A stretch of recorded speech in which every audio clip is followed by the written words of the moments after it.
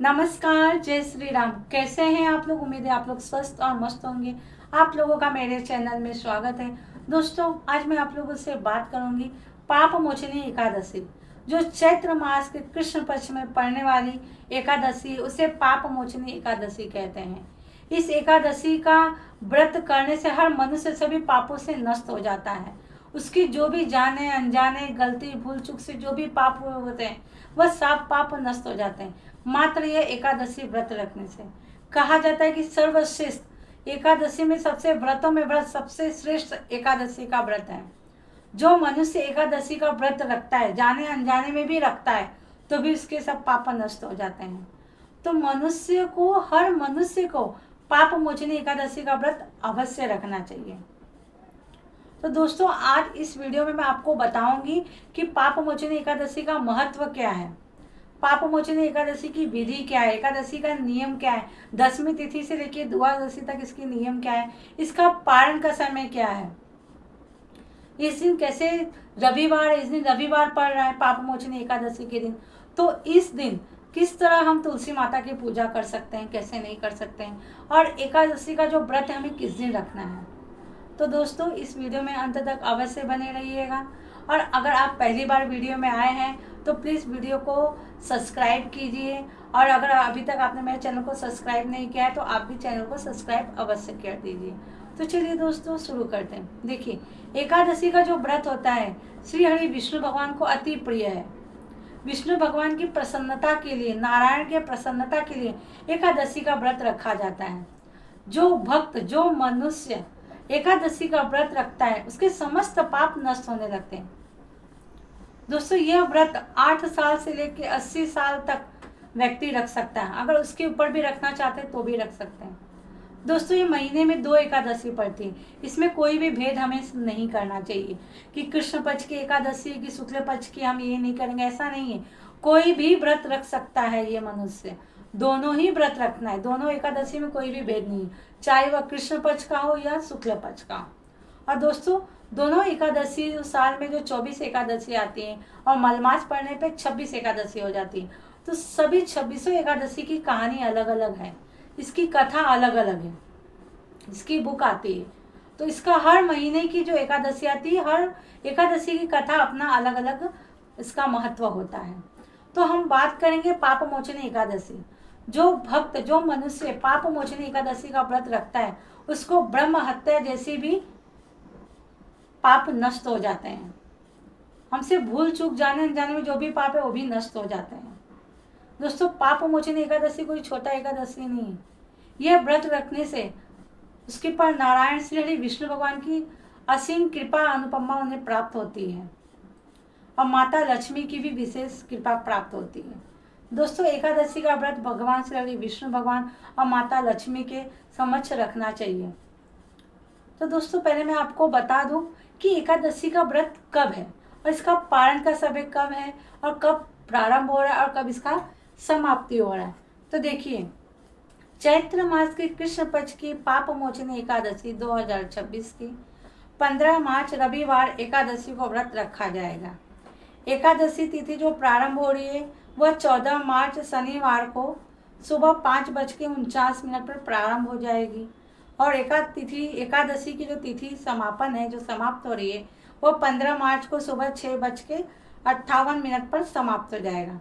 तो ऐसे में उदया तिथि के मान के हिसाब से हम लोग 15 मार्च रविवार को एकादशी का व्रत रखेंगे, और इसका पारण का जो समय रहेगा वह 16 मार्च सोमवार के दिन सुबह 6 बजे से सुबह 7:40 तक रहेगा। इसके बीच में आपको अपने व्रत का पारण करना है। दोस्तों, व्रत के पारण का बहुत विशेष महत्व है। एकादशी का जो हम व्रत रखते हैं, इसमें पारण का आपको सही समय देख के ही करना है। आपको द्वादशी में ही पारण करना है, ऐसा नहीं कि आप उसको 13 में करें। ठीक है, तो आपको देख लेना है कि आपको जो मैंने आपको पारण का समय बताया है, आपको उस दिन 16 तारीख के दिन 16 मार्च को आपको उसी समय पारण का समय आपको पारण करना है। उसके बाद देखिए दोस्तों, एकादशी के दिन कैसा होता है ना, आपको 10वीं से व्रत धारण करना होता है। ये जो व्रत होता है ये 3 दिन का होता है। जो 10वीं तिथि से ही प्रारंभ हो जाती है। आपको 10वीं तिथि के दिन चावल नहीं खाना है, ठीक है। आप दोपहर तक खा सकते हैं, लेकिन शाम तक मत खाइएगा, शाम को मत खाइएगा, ठीक है। तो आपको शाम के समय चावल नहीं खाना है, कुछ उल्टा पलटा वगैरह सात्विक भोजन करना, उल्टा पलटा नहीं खाना है, कुछ भी सात्विक भोजन करना है, शुद्ध शाकाहारी भोजन करना है आपको। तो 10वीं के दिन और रात को सोते वक्त आपको अपना पूरा मुंह को क्लीन करके सोना है, ब्रश करके सोना है, कि कुछ अन्य उसका कण मुंह में रह न जाए, ठीक है। तो ब्रश दातुन वगैरह आप लोग कर लीजिए। फिर सुबह सवेरे आपको उठना है, उठ के सूर्य भगवान को जल देना है, और आपको उसके बाद तुलसी माता की पूजा करना है। दोस्तों, इस दिन तुलसी माता की पूजा करना, परिक्रमा करना, उनको दीप प्रज्वलित करना बहुत ही अच्छा होता है। तो इस दिन आपको इसका करना है। लेकिन इस बार क्या है, रविवार पड़ गया है, तो आप तुलसी पूजन कैसे करेंगे? तो देखिए, ऐसा है कि आप दीपक प्रज्वलित कर सकते हैं। तो आप क्या करना, सुबह शाम तुलसी माता के आगे एक दीपक अवश्य प्रज्वलित कर दीजिएगा, देसी घी का, ठीक है। ऐसा आप कर सकते हैं, इसमें कोई बात नहीं है। आप तुलसी माता के आगे दीपक अवश्य प्रज्वलित कर दीजिए। उसके बाद आपको अपने मंदिर में आना है, और उस दिन आप जो, आपको एक चीज़ और बता देती हूँ, उस दिन सूर्य भगवान को आप चावल अक्षत डाल के जल मत चढ़ाइएगा, ठीक है। क्योंकि उस दिन एकादशी है ना, तो जो चावल होता है ना, जो अक्षत हम चढ़ाते हैं ना, उस दिन ना विष्णु भगवान को चढ़ेगा, ना सूर्य भगवान को चढ़ाना है, ठीक है। तो आप उस दिन ना चावल का अक्षत, आप सादा जल सूर्य भगवान को कुमकुम डाल के चढ़ा सकते हैं, लेकिन अक्षत का प्रयोग मत करिएगा। फिर आपको अपने मंदिर में आना है, और श्री हरि विष्णु भगवान के आगे बैठ कर आपको संकल्प लेना है कि आज आपने एकादशी का व्रत रखा है। उसके बाद आपको उनको पंचामृत से स्नान करवाइए। आपके घर में लड्डू गोपाल है तो उनको स्नान करवाइए, उनको धूप दीप नैवेद्य चढ़ाइए, फल का भोग चढ़ाइए, जो ऋतु फल है वो भोग लगाइए, ठीक है। उन्हें फूल अर्पित करिए, तुलसी जरूर अर्पित करना है। तुलसी विष्णु भगवान का प्रिय है, तो आपको जरूर अर्पित करना है। आप जो भोग लगाएंगे उसमें आपको तुलसी पत्र भी अवश्य डालना है, इस बात का आप अवश्य ध्यान रखिएगा। उसके बाद आपको कथा भी पढ़ना है। जो पाप मोचनी एकादशी का कथा है, आप उसे पढ़ सकते हैं। अगर पढ़ नहीं सकते तो आप सुन भी सकते हैं। तो इस दिन पाप मोचनी एकादशी के दिन पाप मोचनी एकादशी का कथा पढ़ना सुनना बहुत ही उत्तम होता है। आप कथा पढ़िए। उसके बाद आप भगवान श्री विष्णु भगवान का प्रिय मंत्र ओम नमो भगवते वासुदेवाय मंत्र का जाप करिए, ठीक है। 108 बार करिए, 1 माला करिए, 2 माला करिए, आपकी जितनी शक्ति है, जैसा आपके पास टाइम है आप वैसा कर सकते हैं, ठीक है। लेकिन ये मंत्र का जाप आपको अवश्य उच्चारण करना है। उसके बाद आप आरती करिए, ठीक है। आरती करने के बाद आप पूरे दिन भगवान श्री विष्णु भगवान की पूजा पाठ मतलब आराधना कीजिए, उनको याद कीजिए। व्रत का मतलब, उपवास का मतलब ही होता है भगवान के समीप, भगवान के पास रहना।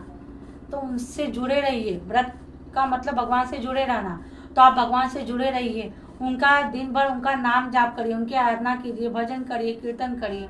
उसके बाद शाम के समय आपको शुद्ध होके, अपना पवित्र होकर के आपको वापस भगवान श्री विष्णु भगवान के आगे धूप दीप चढ़ाना है, लगाना है। और फिर आपको जो मंत्र बताए वो मंत्र पढ़िए, आप भजन करिए, कीर्तन करिए, विष्णु चालीसा पढ़िए, विष्णु सहस्त्र का नाम का जाप करिए, जो विष्णु सहस्त्र है उसको पढ़िए, ठीक है। ये सब करने के बाद आप आरती वारती कर लीजिए। दोस्तों, पाप मोचनी एकादशी के दिन रात्रि जागरण का बहुत विशेष महत्व होता है। हर एकादशी में रात्रि का बहुत महत्व है। तो आप इस दिन जितना हो सके रात्रि में, अगर पूरी रात्रि नहीं जाग सकते तो 12 बजे तक तो कोशिश करिए कि आप जागिए। तो आप ऐसा नहीं कि आप जागे हैं तो फिर आप मोबाइल टीवी देख रहे हैं, ऐसा नहीं। आप भगवान का नाम गुनगुनाते रहिए, या हरे राम हरे कृष्ण कृष्ण कृष्ण हरे हरे इस मंत्र महामंत्र का जाप कीजिए, या श्री कृष्ण गोविंद हरे मुरारी हे नाथ नारायण वासुदेवा इस मंत्र का जाप करिए। मतलब कुछ भी जपिए, लेकिन जपिए, ठीक है। या कृष्णाय वासुदेवाय हरे परमात्मने प्रतः कलेश नाशाय गोविंदाय नमो नमः इस मंत्र का आपको जो भी लगता है आप उसका जाप करिए। राधे कृष्ण करिए, नारायण नारायण ऐसे मंत्र का जाप करिए। इस तरह आप अपना रात्रि बिताएं। फिर सुबह सवेरे आपको द्वादशी के दिन उठना है, और जो मैंने आपको पारण का समय बताया है उस समय उठ के आपको अपने व्रत का पारण करना है, ठीक है। आप भगवान के चरणामृत से अपने व्रत का पालन कीजिए। उसके बाद कुछ सिद्धा, वो बोलते हैं ना, कुछ कच्चा अनाज निकाल के आपको ब्राह्मणों या किसी निर्धन व्यक्ति को दान करना है। अगर आप ब्राह्मण को घर पे बुला के खिला सकते हैं तो बहुत ही अच्छी बात है।